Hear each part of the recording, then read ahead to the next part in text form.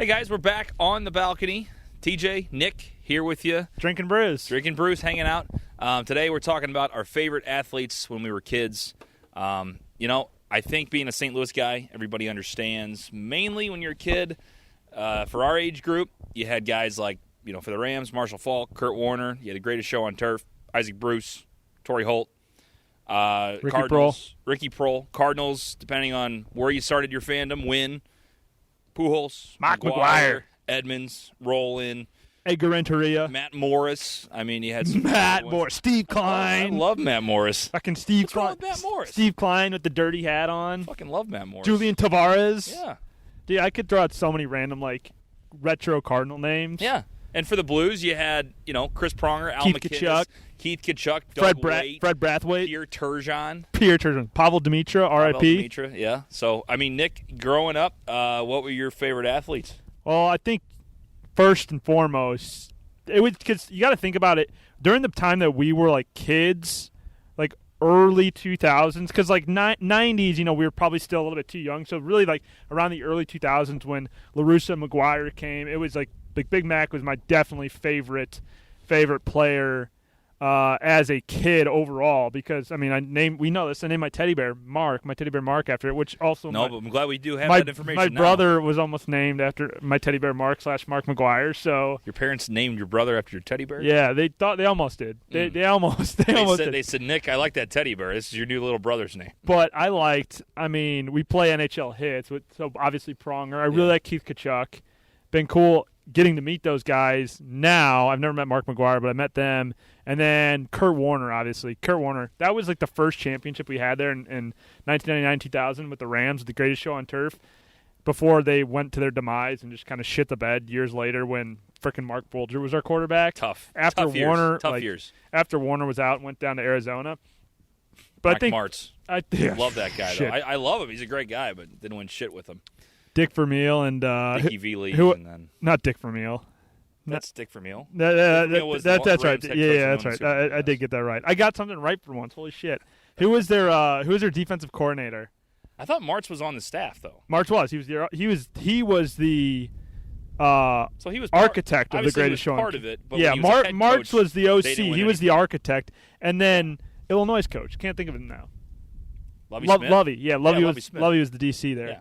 And so now Vermeil retired what year?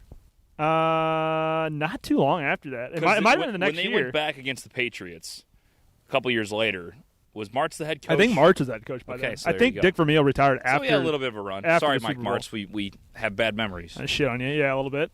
Just the run of Rams head coaches there throughout our time when the Rams were still here in St. Louis. Scott Linehan, Steve Spagnuolo. But we were, when they won, I was 6. Yeah. Do you remember where you were when those Rams won the Super Bowl? Mike Jones, the tackle. You know what's weird? I was in our old house in Columbia, Illinois, and I remember this old tube TV big screen. Oh, yeah, we had the tube TV. 30 people in the living room watching. I don't remember the exact time. It was freaking 6. I just remember jumping up and down the couch. There. Yeah. That we won the Super Bowl. And at that time, I didn't really understand. You don't understand everything that's going on, everything that was going on, because I had no idea about, what was it, the Tennessee game. What do they call that? Miracle? The Music City Miracle. I did not know about that at all, or about who's their quarterback at that time? That year? Steve McNair. Yeah, Steve McNair.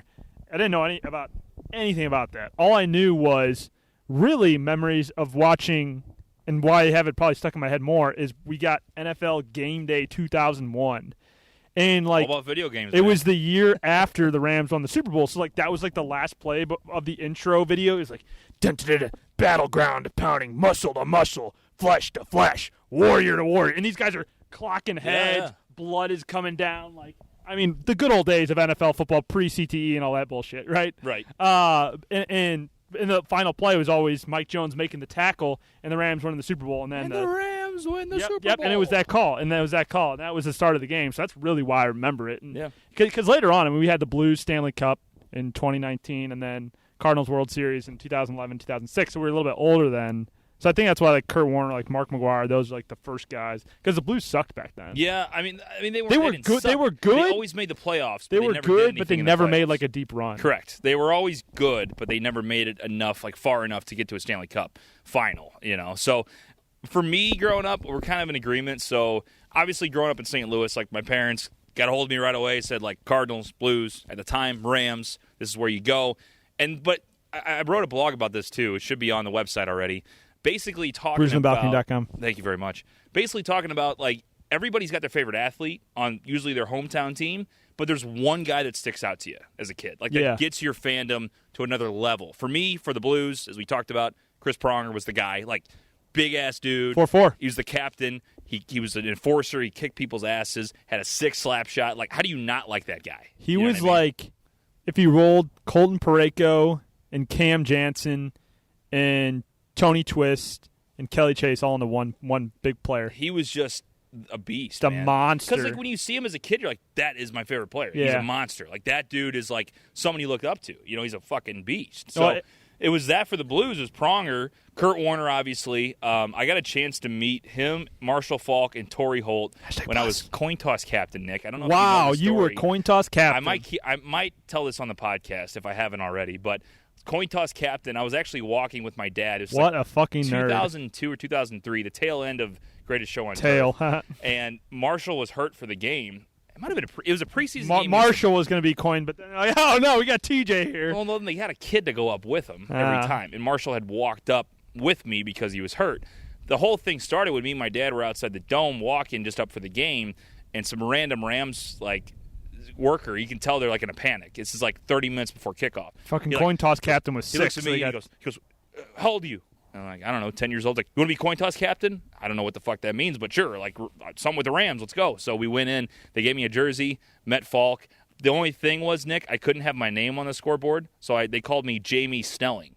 Nice. His name was Jamie Snelling. He had the flu. He couldn't make it, so shout out to Jamie Snelling. I got a chance to meet Jamie Snelling for a day and meet Falk. You ever Warner, look up Jamie Snelling on Facebook and haven't yet. Maybe he'll watch this video one day. We'll see. Thank him for letting you get the opportunity to be coin toss captain. Through Torrey Holt a pass. Wow. I saw Kurt Warner in the flesh. I don't know if I met him. Falk I talked to the entire day. Yeah.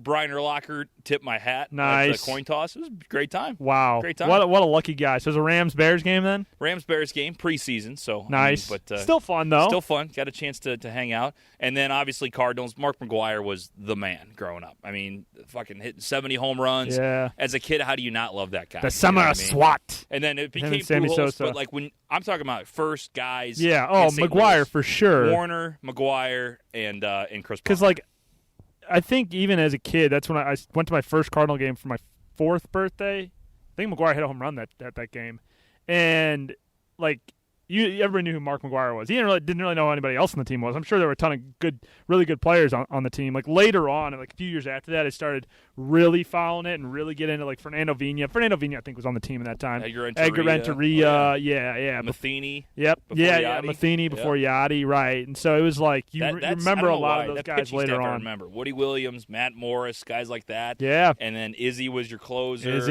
Izzy. Tony Womack at second base. Meeting Izzy after, since he's been out of the league is so funny because, watching Izzy pitch, you don't really know what these guys' personalities are like. And then being in the locker room and stuff, working around the team, you see their personalities, and they're not super personable guys. But I got the chance to go to fantasy camp with the Cardinals last year, and Izzy was there. This guy is freaking hysterical. Really? He comes in just like all the team captains or whatever, players like David Eckstein, Ted Simmons, and everybody picking their teams and stuff. Izzy comes in on literally it's a Thursday morning at 8 a.m. before the games go out and start, and I'm there filming, for the Cardinals and one of the other guys that was playing as one of the players, and Izzy comes in with 6 Budweisers at 8:30 a.m. in the morning, and his hat just tipped down and just pops him down. He's like, agent for my team, and just a little big Southern accent because he's from Southern Illinois or whatever. Yeah. Just super nice guy though, just hilarious. And he's like, if we're not winning, at least we're getting drunk. So hanging out with all those guys was super cool. That's awesome. Getting to meet some of them. Yeah. So again, I love the fact that you grow up in a city like St. Louis that has these sports teams that people are so passionate about, and it sucks with what happened with the Rams, but I think about it this way. Yeah, fuck you, Stan even Kroenke. though, yeah, for real, though. Roger Fuck you, Stan Goodell, Kroenke. Jerry Jones. But for me, it's like we got a chance to see one of the greatest NFL teams in history. You know what I'm saying? Like, that was cool. Like, even though we were young, so, like, we remember it, but we don't remember, like, every detail. It's still, like, special that we got a chance to, like,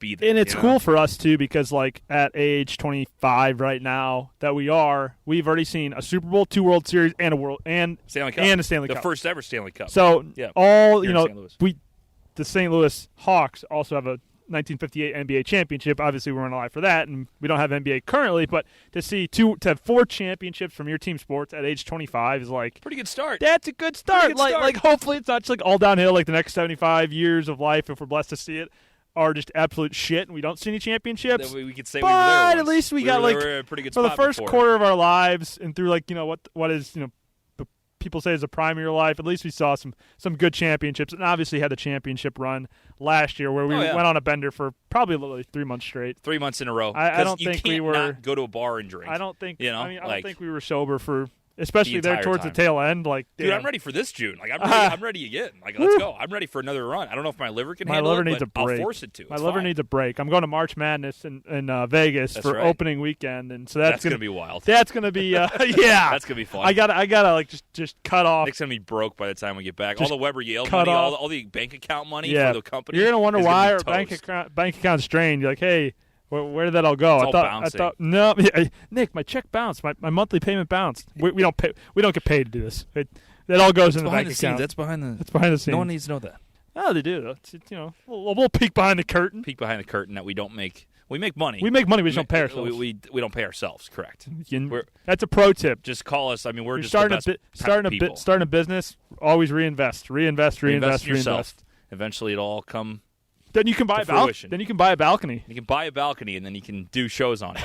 There you go. All right, guys. Let us know your favorite athletes. Again, on social media at Brews, BOTB. Check us out on YouTube, on Facebook, on Twitter, all that good stuff. TikTok, we're all over the fucking place. TikTok, we're all over the place. We haven't done a TikTok in 3 months, but we're on there. So, see you guys.